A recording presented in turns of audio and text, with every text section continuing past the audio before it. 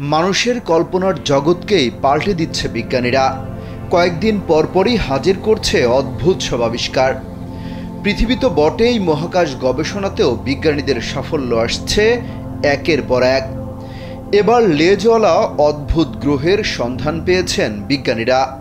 নতুন এই গ্রহের লেজের দৈর্ঘ্যই আছে 5,63,000 কিলোমিটার।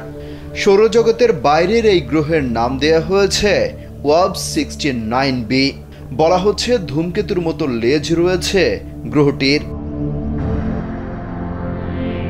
বিজ্ঞানীরা মনে করছেন গ্রহটির বায়ুমণ্ডল ধীরে ধীরে বিলীন হয়ে যাচ্ছে, ফলে লেজের মতো আকৃতি তৈরি হয়েছে।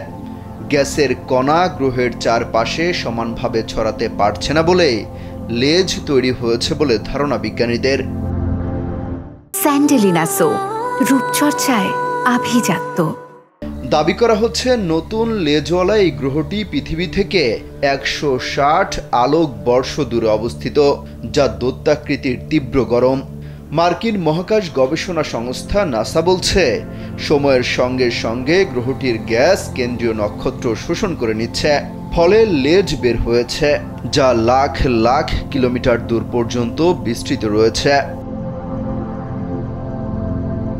দ্য অ্যাস্ট্রোফিজিক্যাল জার্নালে গ্রহটির লেজ নিয়ে বিস্তারিত তথ্য প্রকাশ করেছেন বিজ্ঞানীরা। সেখানে বলা হয় এক্সোপ্ল্যানেটের এমন লেজ বেশ রহস্যময়। এসব লেজের মাধ্যমে বিভিন্ন গ্রহের বায়ুমণ্ডল সম্পর্কে ধারণা পাওয়া যায়।